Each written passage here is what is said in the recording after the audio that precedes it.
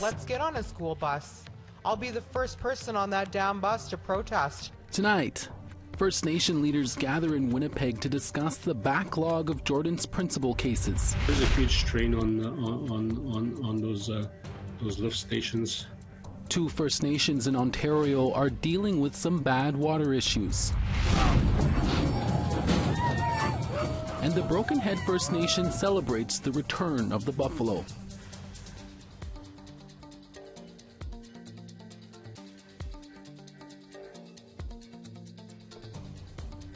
Good evening, I'm Krisa Nachkate. Welcome to APTN National News. Thank you for joining us. A man who works with Indigenous inmates at the Stony Mountain Penitentiary is speaking out this week, calling for an end to the Phoenix pay system. He says he has been basically working for free and hasn't received a full paycheck for more than 3 months, leaving him and his family in a very difficult position right before Christmas. Here's that story. And the Phoenix pay system really needs to go. Yeah, it was poorly thought out, in my opinion. After a 2-year recovery from long-term COVID, Wayne Robillard was looking forward to coming back to work this past fall at the Stony Mountain Institution north of Winnipeg. However, since September, he hasn't received a single correct paycheck and says he's out more than $6,000. That's a huge chunk for anyone to pocket, to be able to say, hey, I'm just going to continue on dealing with this and knowing that I'm owed that much money when I could go find employment somewhere else and not have to worry about it, especially during the holiday season. This has caused an incredible amount of stress for myself and my family and my daughter. Thankfully, his wife's income has kept them going, along with a September emergency advance. But they have had to use all of their savings just to cover the mortgage, and they still have numerous unpaid bills, among other things. Because I sat on this side of the table with an empty plate while my daughters ate. I'm from Fisher River, so when they bring the Christmas hampers, and I've never really participated in that because I never really felt that I was in that pool where I had that need and I never wanted to take food or the ability for someone to get food out of someone else's hand. So I've never gone for that. This year I went and picked up my hamper to make sure that my family had food over the holidays, you know. In a statement to APTN News, a spokesperson with Public Service and Procurement Canada could not speak specifically to Robillard's case due to the Privacy Act, but said, "It is unacceptable for Government of Canada employees and former employees to face pay issues, including not receiving any pay at all. Employees deserve to get paid correctly and in a timely manner, and we recognize that anything less is unacceptable." Public Service and Procurement says the federal government has put in measures to try and mitigate pay issues impacting employees, including emergency salary advances to support employees who are facing pay problems. But Robillard says that has yet to happen for him and his family. Food or gas or Christmas presents for your daughter or things like that, you know, like you shouldn't have to ever really worry about going without when you work for the federal government, especially when they're told many times that, get a government job, get a good pension and all that stuff, great benefits. Well, this so far is now affecting my pay and my benefits. According to the federal government, the cost to fix the Phoenix pay system backlog is so far at $3.5 billion. And since October 2024, there are more than 408,000 unresolved Phoenix pay issue cases. 209,000 federal employees are still waiting. We take this job to be financially stable, and this has provided me with nothing but financial instability since returning to work. About 200 people from the Kasheshawan First Nation in Northern Ontario are being evacuated to Thunder Bay this week due to water treatment plant issues that don't seem to be going away anytime soon. Organizers say the evacuees are expected to stay in Thunder Bay for about 2 weeks until repairs can be made to the water treatment plant there. Thunder Bay Mayor Ken Boshkoff said in a statement, the city is happy to extend their support and solidarity to the Kasheshawan community during this challenging time and are committed to providing a safe and welcoming environment. Kasheshawan is located on the James Bay coast in Northern Ontario. The Martin Falls First Nation in North Central Ontario, a community that has been under a boil water advisory for almost 2 decades, has called a state of emergency this week following a recent wastewater spill and ongoing water treatment and drinking water issues. Chief Bruce Achny-Pyniscum called the state of emergency on Monday after the wastewater lift system broke down Friday, releasing raw sewage into the Albany River. The chief says the band needs a modern water treatment plant facility to support the population. He says Indigenous Services Canada knows about the situation but appears to be ignoring the band's concerns. Chief Achny-Pyniscum says the department has also cut funding for bottled water in 2022, leaving Martin Falls to pay for it themselves. The First Nation is part of an $8 billion safe water class action settlement against the feds, but no major steps have been made since it was settled in 2021. Our community is growing. We've since 1996 we've almost doubled in size, and there's a huge strain on those lift stations. But it's more than just the lift stations, it's more than just the apparatus and a short-term fix. This is a systemic problem. That's a systemic issue that's happening on not only on my community but other communities that I see in the news. These are systemic issues that we're underfunded. APTN News has reached out to Indigenous Services Minister Patty Hajdu for comment, but did not receive a statement by airtime. A man has been charged after remains believed to belong to a First Nation woman were found in Thunder Bay over the weekend. On Saturday afternoon, members of the Thunder Bay Police Service found a deceased woman in the city. On Wednesday, 24-year-old Levi Michael Lawson was charged with indignity to a human body. Thunder Bay police are not publicly releasing the identity of the woman. However, the Anishinaabe-Aski Nation says the remains belong to 42-year-old Deborah Anishinaabe of the Sandy Lake First Nation. She was last seen in Thunder Bay on December 5th. In a Wednesday news release, Anishinaabe-Aski Nation said they're waiting the results of the investigation while supporting Anishinabe's family. We're always looking for your feedback or story ideas. Here's how you can continue the conversation with us. If you have a story you want to share, send us an email to news@aptn.ca. To read and watch our stories, you can go to www.aptnnews.ca. And you can also find us online on your favorite social media sites, including TikTok, YouTube, LinkedIn, and X. Follow APTN News to join the conversation and see our latest stories. First Nation leaders in Manitoba once again rang the alarm today over Jordan's Principle. Earlier this month, Indigenous Services Canada said there was a backlog of 140,000 Jordan's Principle claims and admitted they had no timeline of when that would be cleared. Manitoba has one of the highest number of backlogs with more than 25,000 claims waiting to be processed. The Assembly of Manitoba Chiefs held a special meeting on Jordan's Principle and child welfare. Frustration spilled out during the hours-long gathering. Chiefs said children back home are suffering and something needs to be done to address the underfunding of Jordan's Principle, but also to address those abusing the program. They said they need to come together with a unified voice and plan of action. An official with Indigenous Services Canada said more than $600 million have been paid out this year in Jordan's Principle claims. Leaders are also looking to be reimbursed for the money they paid out while waiting for decisions on claims to be made. Canada's delays are not just administrative error. The financial crisis had led to layoffs, bridge financing, measures, reliance on financial institutions, office closures, and broken leases, threatening the stability of our communities. Again, a lot of things happening. How much more do we have to bring out to Canada? Without immediate action, First Nation risk falling into third-party co-management, stripping communities of their autonomy and decision-making. Many of our children now need mental health because of all the problems in our communities.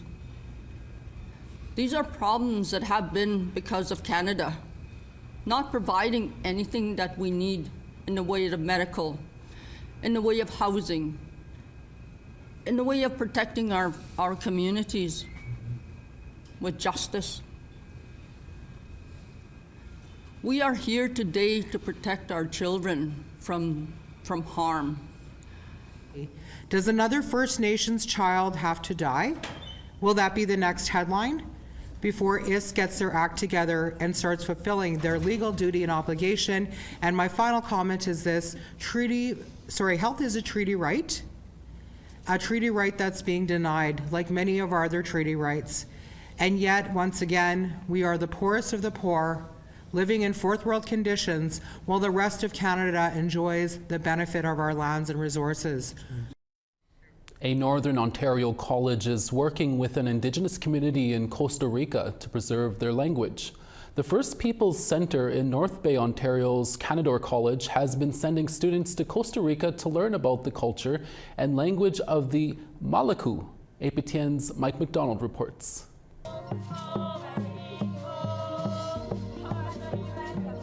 Over the last couple of years, small groups of Canadore College students have been participating in an immersion program with the Malaku, with the overall goal of helping them to preserve their language.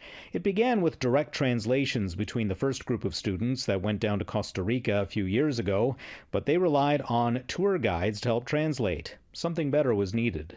It worked very, very well, but that's where the conversation went to, how can we use technology? Malaku's people do use technology. The language in certain slivers exists on the internet. It exists in different places. They're using it in the schools. How can we use that to map to other languages more quickly, to kind of beat the clock a little wee bit? And then how can we use that so that translation can happen in real time? And time is an important consideration given the rapid decline in the number of Malaku speakers.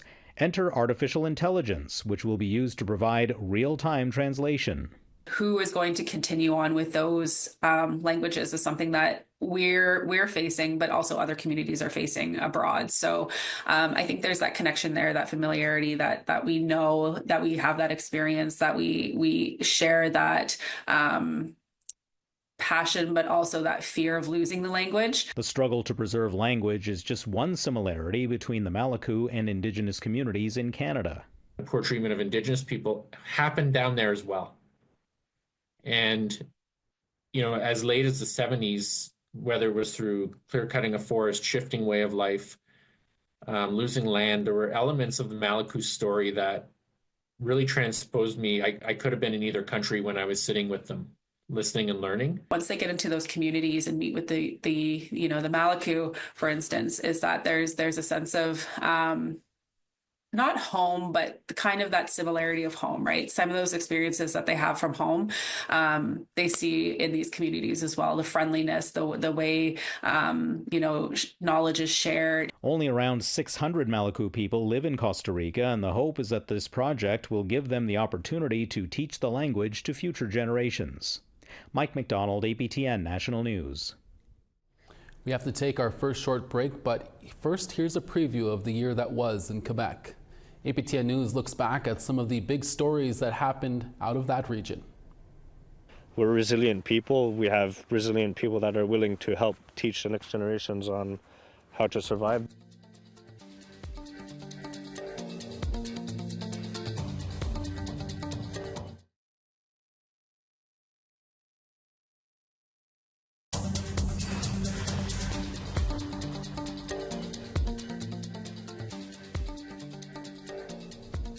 Welcome back. Parliament has adjourned for the holiday season with Prime Minister Justin Trudeau's minority government mired in turmoil.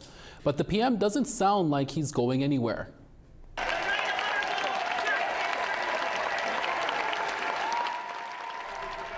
Trudeau spoke at the Liberal holiday party last night. He put on a brave face despite growing calls for him to resign.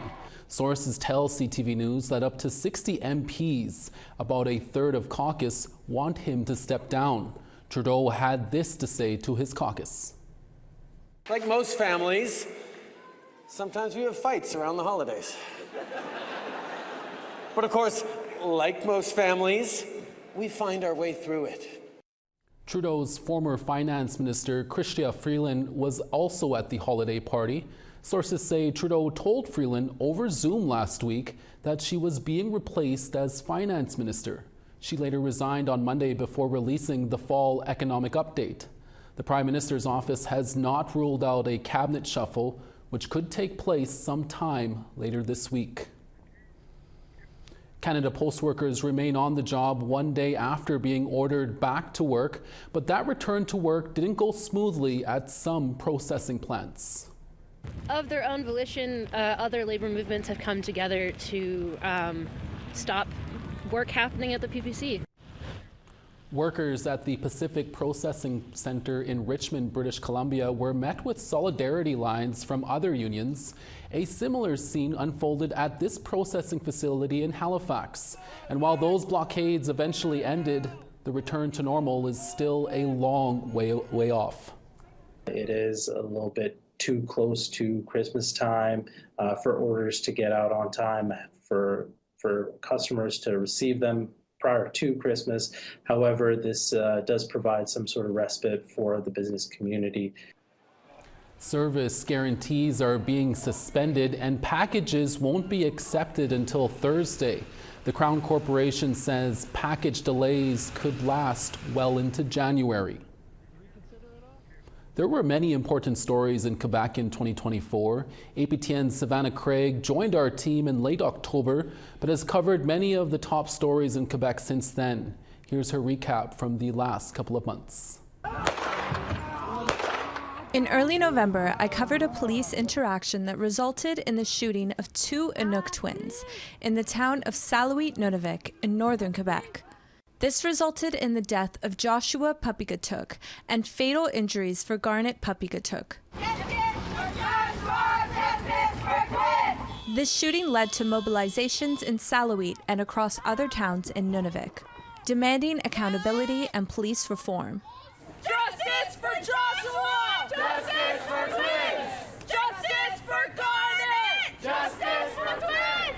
The protest was organized by cousins of the twins, Courtney Puppygatuk. They were always mentioned together, Joshua and Garnet, Garnet and Joshua. It's not just Joshua and just Garnet, but now it is. The protest brought a group of mothers who had lost their children to policing in Canada, including Martha Martin. No justice! No peace! Martin lost her daughter to a police shooting in 2020. Months later, her son died in police custody. How many gatherings do we need to continue coming to? Just days later, Martin approached Trudeau at the Assembly of First Nations in Ottawa. Mothers are tired of burying their children. She demanded more government action to be taken by the federal government to stop the killing of Indigenous people during interactions with police officers. I am just so hurt. Edith Wells also pleaded for more to be done to stop this systemic issue. Her son, John Wells, was killed during an interaction with police in September. Every day I wake up knowing that I'm never, ever going to see my son or talk to him. And his last words were, "I don't want to die. I don't want to die. They killed my boy."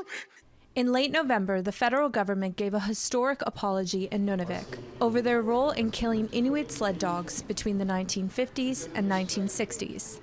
I'm sorry. Please forgive us. That slaughter took away Inuits' autonomy and methods of transportation. The government also pledged $45 million to promote reconciliation efforts for Inuit in Nunavik, which includes revitalizing the sled dog population. This will benefit many, including dog mushers like TV Dupuis. We're lucky that we're resilient people. We have resilient people that are willing to help teach the next generations on how to survive. This is a big part of survival. In mid-December, I visited Gonasatage Perimeter Security. Everybody's equipped with a body cam. They respond to a variety of issues alongside provincial Sûreté du Québec officers, paramedics, and the fire department. They won't call the SQ, they'll call us. But they're just a stopgap measure because there's no Gonasatage police force and people don't trust the SQ. There's a bad taste in the mouth from, I guess, going back to 1990 with the SQ and their policing, and there's no in-between. People don't feel comfortable calling them sometimes, so they'll call us as like a mediator, because we can do almost everything except police. These were the highlights of some of the stories in Quebec at the end of 2024. Savannah Craig, APTN National News, Montreal. Thank you, Savannah. We have to take our last break, but when we come back, a First Nation in Manitoba is welcoming back the buffalo. We'll tell you where next. Stay with us.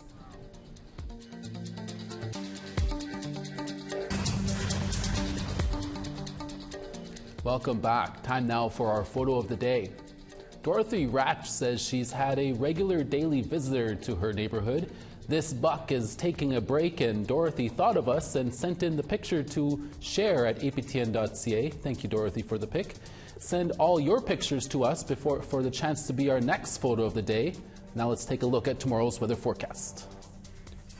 Starting on the east, rain in Halifax at 6, Charlottetown -2.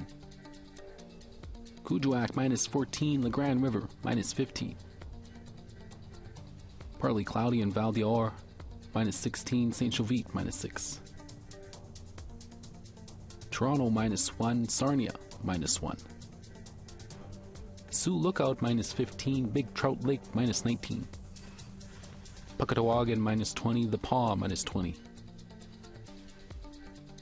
-15 in Princess Harbor, Dauphin -16. -17 in Yorkton, North Battleford -17. -30 in Uranium City, Stony Rapids -24. Sunny and high level at -26, Peace River, partly cloudy at -24. Rain in Calgary at -7, Red Deer -11. Campbell River 7, Kamloops 3. Dease Lake -18, Smithers -3. Dawson -30, Old Crow -32. -20 in Norman Wells, Watee -31. -33 in Fort McPherson, Colville Lake -21. Arviat -25, Whale Cove -25. In Iqaluit -27, Aglulik -28.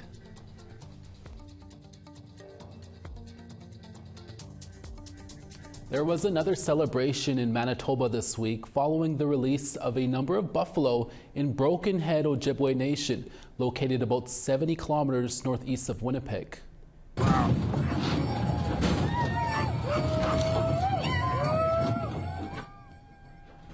The buffalo were released on Tuesday evening in Broken Head, and they were welcomed by a drum song by the Jordan's Principal Drum Group.